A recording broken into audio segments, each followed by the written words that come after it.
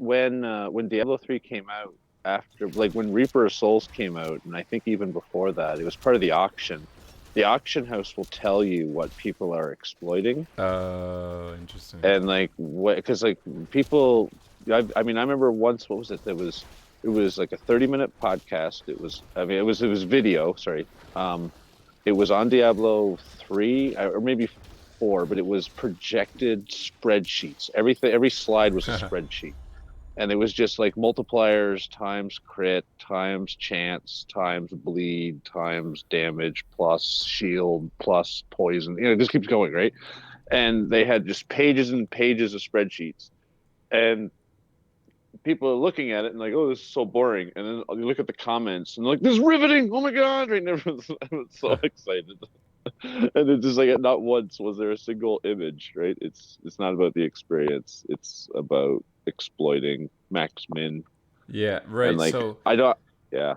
so that's what I didn't I guess I kind of I knew it was like I was explaining to you before, like when I played Diablo 3 at the very beginning, and I thought I like maxed out, the character, and I played a bunch. It was by myself, and then you got it like a couple years later, and then I came back, and I came back thinking, oh, I got this maxed out character, no problem. But then I was dying. Remember, I had the Necromancer, and I was just dying left and right and everywhere, and Yeah, you weren't pushing the buttons. I was getting my ass kicked constantly, and I was like, "What is going on here?" And it was all this. It was the game mechanic that I didn't. Yeah, I found out later when you're like optimizing that you had to have max crit, crit Well, hit, crit usually, chance, and crit damage, and do those yeah. multipliers, and Well, like you have this chance to do this for 3 seconds, and then you got to add this up. The monk was the worst. The monk was like, do this for 3 seconds. That'll last. It'll increase your well, damage the for 3 seconds, main and this one for 2 seconds, and then do this one for 1 second, and then do this thing. And it was like you had to constantly hit these multiple buttons in a perfect order to the have a max damage every time. generally every item has that's like legendary better has like a, say plus 10 chance, or fire, or some attack. But the real difference is that the bonuses for having all six, or the most, all the set gear, the green ones, their multipliers were in the thousands, and so you always had to rely on one of those as a base. And I think each character had 4 or 5 different suits that you could wear, and that was the build exploit. And then you have like 3 or 4 little extras in your equipment that you could use. Like, say you could not have a helmet, you could put in another helmet. Like, what would be the best one? And then you'd see someone be like, "Oh, I use the bracers because it gives me this extra with this other skill." So, but you always had to build it around the legendary set where Yep. you get all of them, so you get the bonus. And if you just there is one of the achievements in Diablo 3 that they came out with the seasons, was that there is one, I think it's, you got to get a greater rift level 45 without wearing a green item, or without a green, like I a, vaguely and remember like that. that is actually quite hard. But like I said, I can get to about 100 playing. I mean, I guess it gets easier as you once you get so many Paragon, you kind of like force your hand to be better just from the inherent bonuses. But I remember 45 with no set gear is really hard. And like technically you can do it anytime because you have enough to build a suit already by the time that you're, messing around with that. So what I was going to explain there was just like is I experienced what he was talking about, but I didn't really realize it until it was very very late when I realized that it was essential that you had to try at least to max out your crits and all this stuff, and it was very strict. And he was saying like the leveling in this game is basically similar. It sounds like as that Diablo 3, where you have Yeah, to, if you don't, basically there's like these tracts of skills and set items and everything you need to do to get a massive damage and clean house. But if you don't do those things, then you're out to lunch and you're useless and you're not even Well, close to anybody else. So they're in exponentially in better than yeah. any other like layout that you can have because the item levels and traits are so maxed out with a certain few rare items that your character is way overpowered versus the average character layout is going to be way underpowered. So It's kind of all or nothing. one of the other things, because every item that you own, you're allowed to change and roll the dice for a different item within that group. With the at the I don't think it's the merchant, it's the transmogrifier one, where yeah, you can like switch it out. So it's like instead of chance to do critical, it could be like reduce cooldown or something like that. Um, and that was the other build exploit would basically be if you have like say you have a shield that lasts for a minute, but it takes 2 minutes to cool down. You're like a minute where you're exposed. Mm-hmm. If you kind of like shift your gear to be all cooldown on a couple items, you can get it down to the point that you always have it active. And sometimes the cooldown is on like a really good weapon or like all these. I know with Necromancer, that was the thing that you'd use to do like all the swords of Damocles that they'd put up like 20 and they would just shoot at everything and they would kill everything on the screen. But when they were gone, you were almost like naked. But with that exploit of cooldown, they were basically always present, and so you were only limited by how fast you could walk. So people would try to go really fast and just have no cooldown, and they were just invincible. So yeah, cooldown's a big one. Chance to do damage, and then just getting well. Like if sometimes you can, some items will work in tandem, but it's not obvious. But generally, there's like a perfect build for each of the green set gears, and then you can see what they chose. But finding those items is another story. I mean, like I said, in Diablo 3, you got all of that through like the multiplayer stuff, the Guardian rifts and like the group stuff. Like campaign, you basically just did all like you could jump in and do all the boss runs, and you just get all the boss loot. So you're Well, just doing a bunch of I boss mean, attacks. I agreed with like everything this guy was saying. It was very interesting to hear it all summarized so easily by like he had so much knowledge, he played so much, and he was very detailed when he was. I don't know if he laid out all this commentary in a sheet in front of him, but it was laying off like fact after fact. It's so dense for 1 hour. It's like you just get a full lowdown on the whole everything.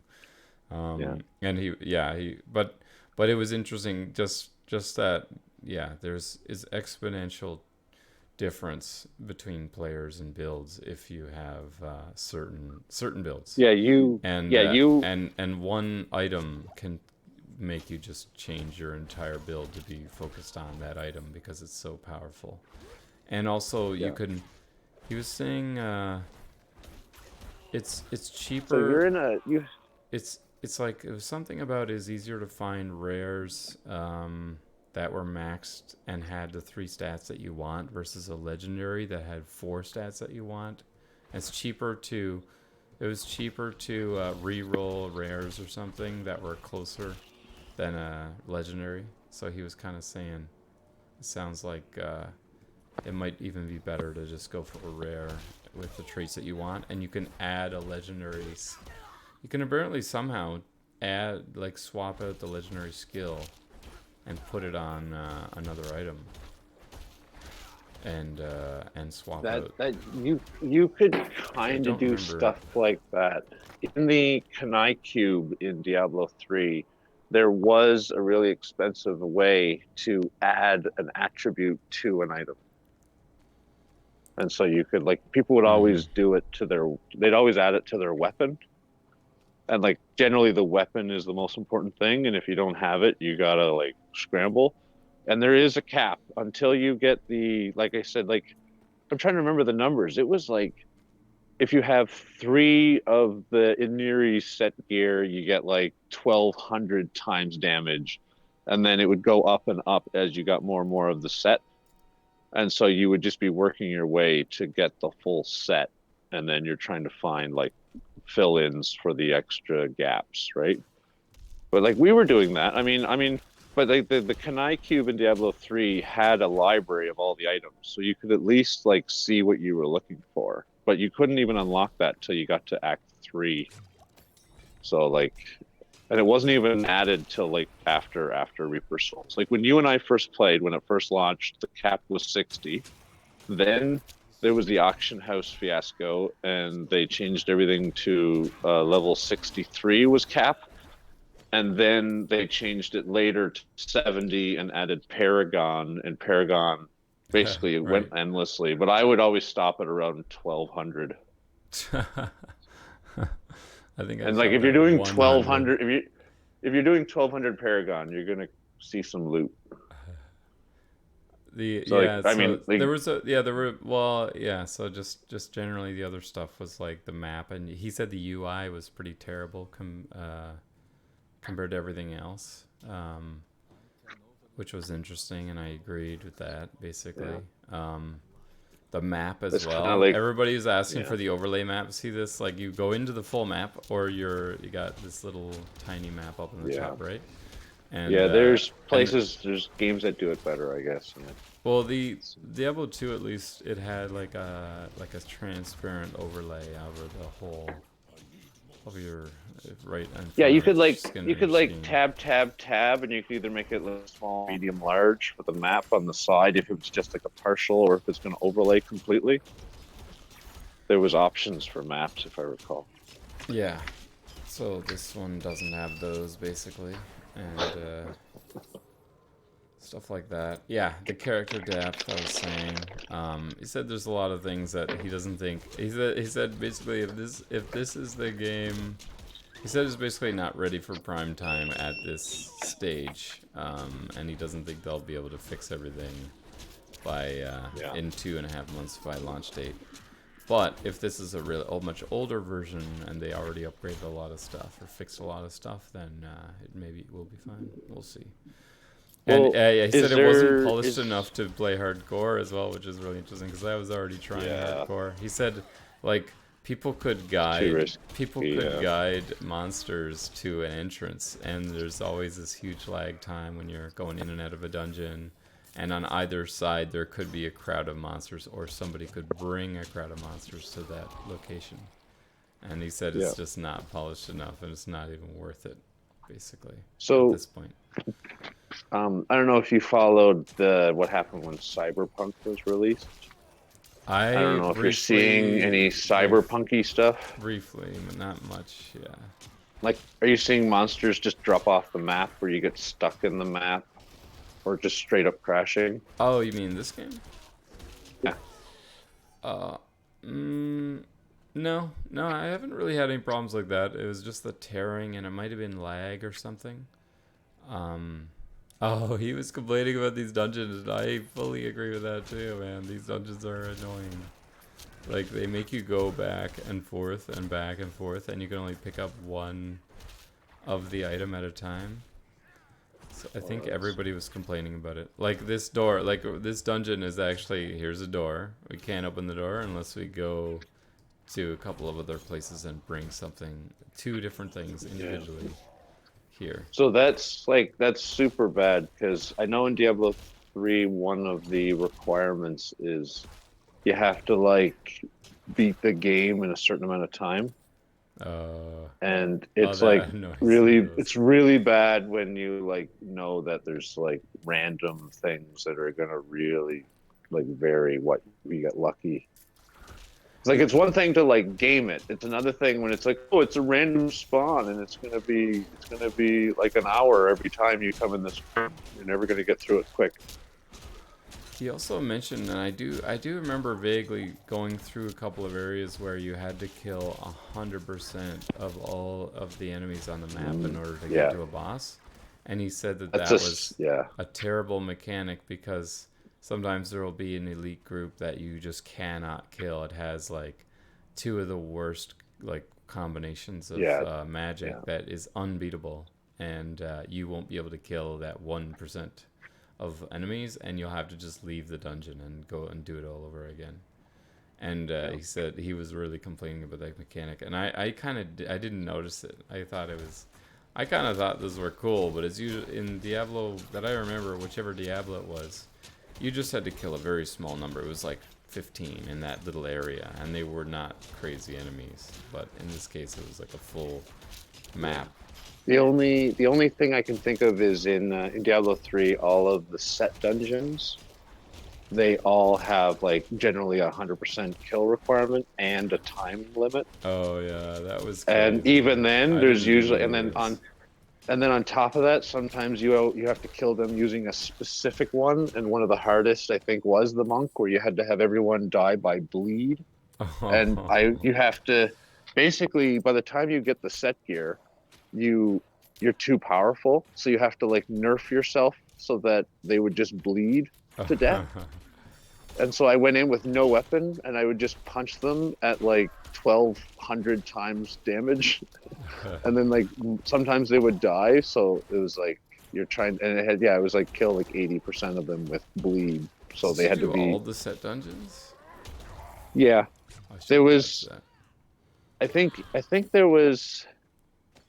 there's a set dungeon for each character. I can't remember if Yeah, there's two though. And it was really complicated. The locations were really cryptic. So you yeah, generally have to right. go online, and then it would just be a green totem on the map at a specific Yeah. place.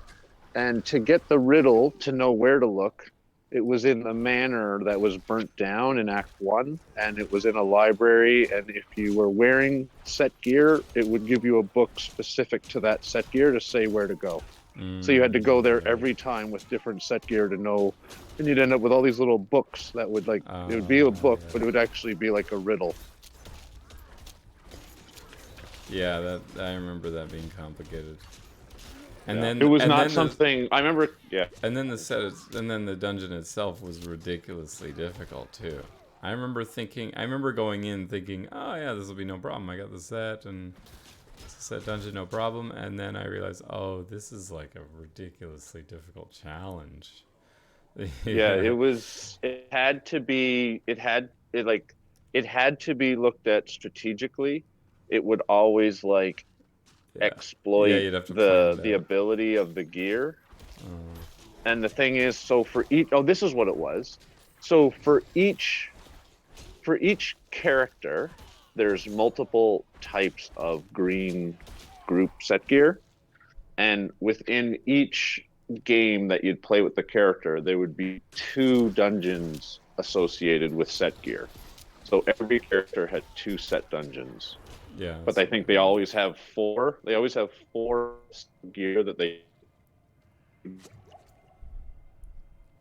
There's like, okay, like you would save a build character to do that dungeons,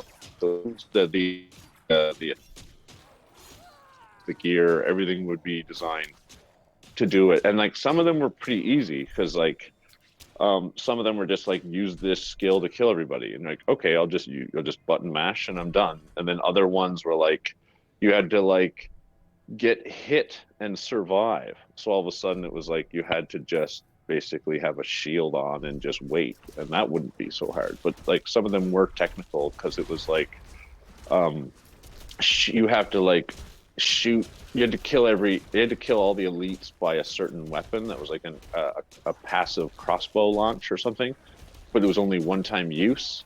So you had to like launch it and hope it was straight, and it would aim at the crowd. And all of a sudden it's like if you missed a single one you wouldn't make it. So like some of them were hard. They all required you to like recalibrate your entire build to fix it though. Yep, yep. I remember that. But I didn't do that many of them. You played way more than I did. It feels so good when you get the achievement. Yeah, I'd imagine. No, there's only a handful of, I didn't touch hardcore so much, but I got pretty much everything in the base Diablo 3 category. I think I capped at around 8,000 or something, maybe more. I can't remember. It's been a while. But there was one or two things I didn't have. There was two or three like screeds of named elite monsters that you had to kill, and they always spawn Right. randomly and Yeah. like very I rarely. remember going for And those so too. and like I actually spent time trying to get them all, and I think there's only like two left out of like 100. But you And like still didn't get them it all was after like all that time? there was two that I just gave up. I ran out of time. Wow. I got the hardest achievement I got was the get 2 billion something on Monk. That was the hardest one to get. 2 billion what? Gold? Uh, no, I think it's like I'm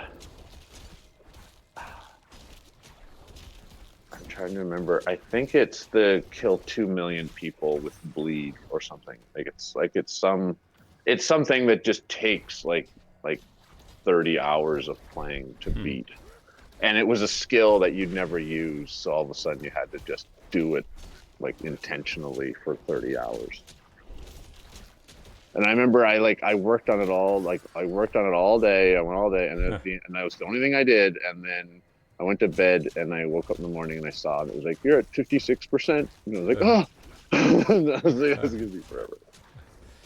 Yeah, I mean, I remember that really discouraged me from the very beginning. The achievements with Diablo 3 were saying they had get Two two sixties, characters. Yep, yeah. two 60s of every character, two characters of every class. I was like, right away, I was like, no, these are bullshit. But These if are bullshit. once you have one character at 70, it's really easy to get all the other characters up to 70 because you just do one. I think Greater Rift 5. There's a certain limit.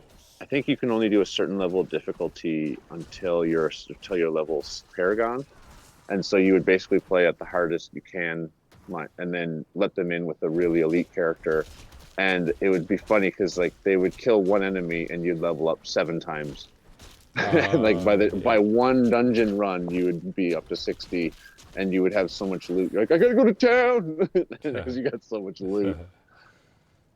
And Right. they got away with that whole Diablo 2, like, you found a scroll. Would you like to identify the scroll? Well, here's another scroll of identity. Yeah. And then you would use the Yeah, the scroll scroll on the of scroll, identify, and yeah. like, oh, you'd have like all these individual little scrolls. And you're like, Yeah. Oh, yeah. I think oh. they fixed that with Diablo 3. Yeah. They I make it. You remember just go to town, and the archangel just reveals that. what they are Y- all at once. yeah. Right. But I remember me and my me and Chad with Diablo 2, where like be like, it's in my hand. It's like in my inventory. How do I not know what this is in my hand? It's like I need a scroll of identify. Also, Yeah, eventually, I think I you would think, learn the skill. I think eventually you would like build up the but ability. still, that took a long time to cast. To identify with single item, It's it took way longer than just talking to the dude. Roger, yeah, remember whatever the fuck his name was. Um, yeah. and then I forgot. That just reminded me of charms. I don't know if you remember. There were charms in Diablo 2. I guess it was. Do you remember charms? Did you ever see I those? didn't. They were almost like named ruin thingies, Yeah, but in I your know in Diablo inventory. 3 Yeah, they were yeah, legendary and you'd level them up like crazy, but I don't remember them very much in yeah. 2. I In knew they your were in rare. your inventory, you would hold on to these charms, and it would be like random little bonuses to your stats, basically. And so if you the more space you sacrificed, the more charms you can hold, right? So you would Yeah. hold all these charms, Yeah. and your inventory would be like full, and you'd leave like 2 blocks to pick up some one item, right? I remember I remember that Diablo 2 was broken where what was it? I think it was you had to fight a boss in a tomb. I think it was Baal. And if you were necromancer, their main ability is to raise the dead, but this was a 1v1 with no summons, no minions, and so you would just have no weapon and you just get stuck. Do you remember that? Wait, say again. Sorry. It was necromancer for Diablo 2 Mm-hmm. relied heavily on raising corpses Yeah. to generate an engine to kill everybody. Yeah. And if you ever played a boss and it was 1v1, Yeah. you basically were fighting them with your fist and it was useless. Yes, exactly. Yeah. So the golem was the only one you could raise anytime, anywhere without a corpse, and so most people just went with a golem and just gave up on the skull thing.